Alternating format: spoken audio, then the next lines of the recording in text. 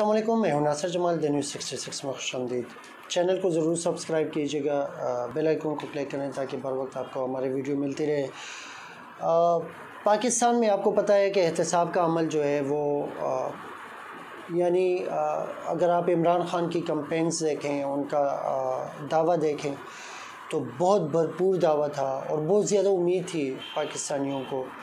मसला ये होता है कि एहतसाब के अमल में एहतसाब करेगा कौन? इमरान ख़ान ख़ुद करेंगे या अदालतें करेंगी? नैब करेगा या जुडिशरी करेगी? अब जुडिशरी करती है या नैब करता है तो वो ख़ुद मुख्तार है या नहीं है? अगर ख़ुद मुख्तारी हुकूमत की तरफ से दी गई है तो करप्शन और करप्ट लोगों की तरफ से ख़ुद मुख्तारी है या नहीं है? ये एक सवालिया निशान है और ये आवाम के दिलों में, जहनों में हमेशा ज़िंदा रहता है। और मैं जब भी किसी इंटरव्यू के लिए जाता हूँ, किसी से बात करता हूँ ऑफ कैमरा पे, तो वो यही बात होती है कि अगर इमरान ख़ान पे डाउट ना हो तो उसको हम इस चीज़ के लिए माफ़ भी नहीं कर सकते, क्योंकि इदारों को ठीक करना, इदारों को ख़ुद मुख्तार करना और चीज़ होती है, इदारों को ठीक करना ये और चीज़ होती है। नहीं होता तो खुल के बात करें। दिलेरी, नडरी ये चीज़ है। करप्शन ख़ुद नहीं करते इमरान ख़ान साहब, तो उनको इन चीज़ों से डरना नहीं चाहिए। जैसे थोड़ी देर पहले मैं उनका स्टेटमेंट देख रहा था कि कश्मीर के इसराइल के बात पे उन पे बहुत ज़्यादा प्रेशर है। ये मैं नेक्स्ट व्लॉग में बताऊंगा अभी। तो वो कहते हैं मुझे अपनी जान की फ़िक्र नहीं है, मुझे इस चीज़ की फ़िक्र है कि मैंने मरने के बाद जवाब देना है। तो एक बंदे को अगर फ़र्ज़ करें मरने की बात हो और एक बंदा अपने ही लोगों की नज़रों में खटक रहा हो, अपनी ही पार्टी के लोगों की नज़रों में खटक रहा हो, तो उसको कम से कम फिर खुल के बात करनी चाहिए और बहुत ही खुल के बात करनी चाहिए। अगर फ़र्ज़ करें जुडिशरी साथ नहीं दे रही, अदालत साथ नहीं दे रही, तो खुल के बात करें, ठीक है। जैसे कि नवाज़ शरीफ को 50 रुपये पे वापस भेज दिया, तो ये उनको खुल के बात करनी चाहिए। उनको किस चीज़ का डर है? मेरे ख़्याल में वज़ीर-ए-आज़म सीट काफ़ी है। हाथ पैर बांधे में इस चीज़ का इदराक जो है, जितने भी लोग इस पे काम कर रहे हैं, मीडिया पे काम कर रहे हैं, जितना भी इसमें इन होते हैं, उनको इस चीज़ का इदराक है कि इमरान ख़ान साहब अभी तक आज़ाद नहीं है, ब्यूरोक्रेसी से भी आज़ाद नहीं है, जुडिशरी से भी आज़ाद नहीं है। तो आज़ाद नहीं है वो, तो आज़ाद वो करें अपने आप को तो बेहतर रहेगा, क्योंकि ये आवाम के हक़ में होगा। बहरहाल जो 1100 अरब का पैकेज है वो कराची गए हुए हैं, तो उसमें एक ज़बरदस्त बात ये है कि सबसे पहले अहम ख़बर ये है कि 1100 अरब अभी पैकेज है और 800 अरब जो है वो तकरीबन साल बाद होगा। 1100 अरब में एक कमेटी बना दी गई थी और कमेटी के लिए पीपल्स पार्टी जो है वो हामी उसने किस तरह भरी कि गवर्नर राज की तलवार जो है इमरान ख़ान साहब ने उनके सरों पे ला के रख दी। तो गवर्नर राज जो है उनके लिए उनको हज़म नहीं हुआ, ज़रदारी साहब को और सीएम सिंध को, तो और हज़म होना भी नहीं चाहिए, क्योंकि अगर इस वक्त गवर्नर राज हो जाता तो पीपल्स पार्टी जो है वो पूरे मुल्क से दब के सिंध में आ गई और अब सिंध से दब के बिलावल हाउस तक जो है वो महदूद हो जाती।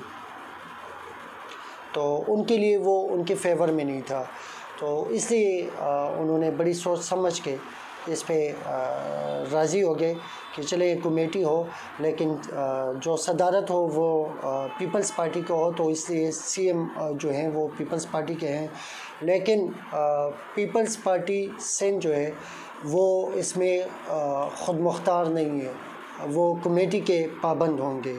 कमेटी में कौन कौन है? पीटीआई के मेंबर हैं, उनके नुमाइंदगान हैं, एमक्यूएम के नुमाइंदगान हैं, पाक फ़ौज के नुमाइंदगान हैं, पीपल्स पार्टी के नुमाइंदगान होंगे और एजेंसीज़ के नुमाइंदगान होंगे।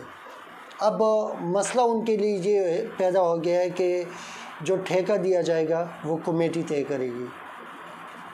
तो या तो ये होगा कि कमेटी को भी इस तरीके से अपने ढांचे में ले आए, तो अपनी मनमानी कर लेंगे, otherwise they don't have any other choice, और वो इस चीज़ को वो नहीं कर पाएंगे जो वो करना चाहते हैं।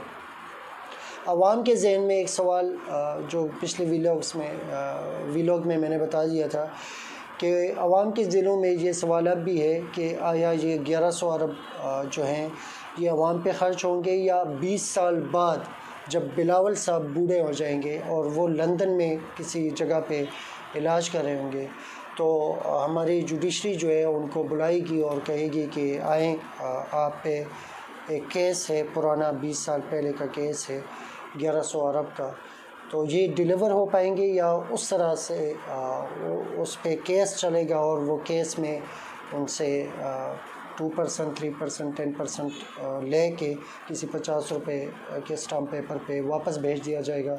तो ये सवाल आवाम के दिलों में ज़रूर है।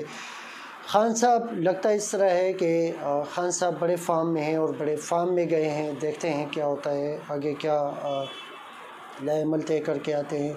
लेकिन ये 1100 अरब रुपए जो है, ये 1100 अरब ये सीवरेज पे ख़र्च होंगे, सड़कों पे ख़र्च होंगे। सीवरेज का निज़ाम जो है नए सिरे से शुरू होगा और ठीक ठाक अंदाज में होगा। सबसे अहम बात यह है कि ये प्रोजेक्ट जो है 3 साल में कंप्लीट करने होंगे। सबसे अहम बात यह है कि 3 साल के अंदर अंदर इन प्रोजेक्ट्स को पाए तकमील तक पहुंचाया जाएगा।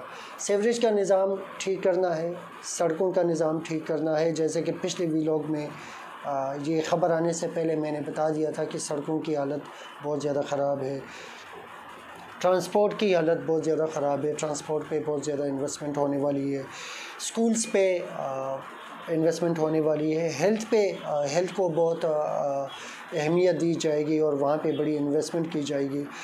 तो और उनसे अहम बात यह है कि जो मैं कह चुका हूँ कि ठेका जो है वो कमेटी तय करेगी, वो सीएम पंजाब तय नहीं कर पाएंगे। इस बार सीएम पंजाब या बिलावल हाउस से ऑर्डर नहीं होगा, या फरियाल तरपुर साहिबा जो है वो इसकी मतलब वो रिकमेंडेशन जो है वो आप कह सकते हैं रिकमेंडेशन फरियाल तरपुर साहिबा जो कि जरदारी साहब की बहन है उनकी तरफ से नहीं होगा, ये कमेटी तय करेगी। तो हमारी दुआएं हैं सिंध के लिए, सिंध के अवाम के लिए। अल्लाह करे कि उन पे ये एक एक रुपया सही ख़र्च हो और अमानत के तौर पे ख़र्च हो। बहुत बहुत शुक्रिया। अस्सलाम वालेकुम। पाकिस्तान जिंदाबाद, पाक फ़ौज पाइंदाबाद।